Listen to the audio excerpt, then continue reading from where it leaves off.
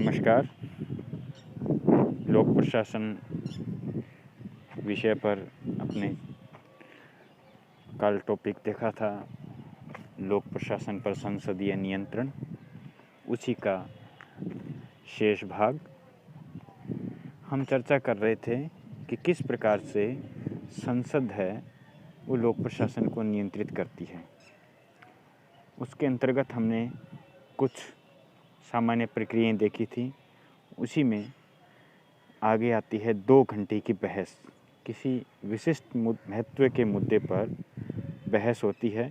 इसमें मतदान नहीं होता, इसे लघु अवधि की बहस भी कहते हैं और सदन का अध्यक्ष सप्ताह के 2 दिन इसके लिए तय कर सकता है। फिर आता है अविश्वास प्रस्ताव। यदि कम से कम 50 सदस्यों के समर्थन पर सरकार की नीति या कार्य पर विपक्षी दल असहमत हो तो वो अविश्वास प्रस्ताव प्रस्तुत करते हैं। ये पूरी मंत्रिपरिषद के विरुद्ध होता है, जिस पर चर्चा के बाद मतदान पर विपक्ष की विजय पर सरकार का पतन हो जाता है। निंदा प्रस्ताव। निंदा प्रस्ताव में क्या होता है, सरकार की किसी नीति पर या कोई काम के ऊपर सरकार को घेरने के लिए किसी मंत्री या पूरी मंत्रिपरिषद के विरुद्ध प्रस्ताव लाया जाता है, जिसका लोकसभा में प्रस्ताव आने पर कारण बताना जरूरी है।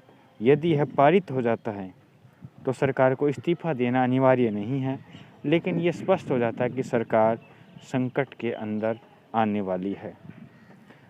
नेक्स्ट है विधेयकों पर बहस।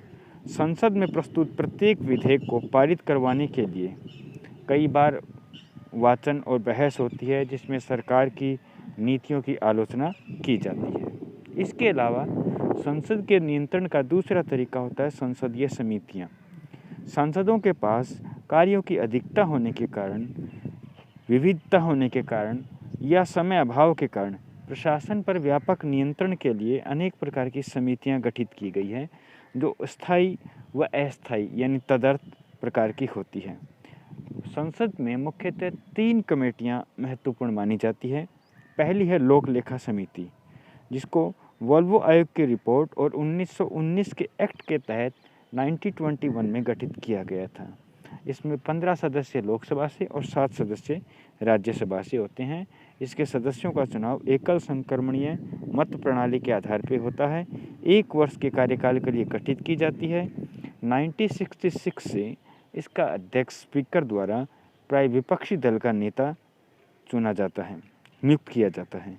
मंत्री इसमें सदस्य नहीं होते हैं। ये सीएजी की रिपोर्ट का पुनरीक्षण करती है और सीएजी की मित्र कहलाती है। ये समिति देखती है कि किसी सरकारी अभिकरण द्वारा किया गया व्यय संसद द्वारा स्वीकृत सीमा के भीतर है या नहीं, संसद द्वारा स्वीकृत विषयों पर धन खर्च हुआ है या नहीं, या वैध सत्ता प्राप्त अधिकारी ने स्वीकृति दी है या नहीं। यह नीतिगत मामलों पर निर्णय नहीं लेती है, बल्कि सरकारी संस्थानों के व्यय का ही परीक्षण करती है। दूसरी मुख्य समिति है अनुमान समिति या एस्टीमेट कमेटी। प्राक्कलन समिति राजकीय व्यय पर नियंत्रण करने, मितव्ययता पर सुझाव देने और आर्थिक प्रशासनिक ढांचे में सुधार के लिए राय देती है। इसे सतत मितव्ययता कमेटी भी कहते हैं, जिसका प्रवर्तन तत्कालीन वित्त मंत्री जॉन मथाई की सिफारिश पर 1950 से हुआ।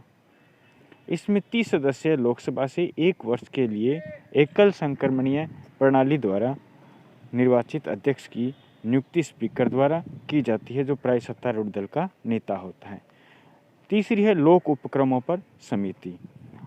यह समिति सन 1964 से अस्तित्व में आई। इसमें 15 लोकसभा से और 7 राज्यसभा से सदस्य होते हैं।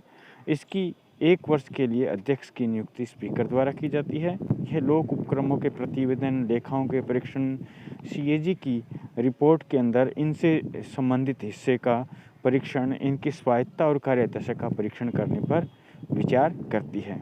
इसके अलावा कुछ विभागीय या विषय संबंधी स्थायी समितियां भी हैं, जो लोकसभा नियम समिति की सिफारिश पर 8 अप्रैल 1993 से संख्या में 17 गठित की गई थी। 2004 से इनकी संख्या बढ़ाकर 24 कर दी गई है। इसमें 21 लोकसभा के और 10 राज्यसभा के, यानी टोटल 31 सदस्य होते हैं।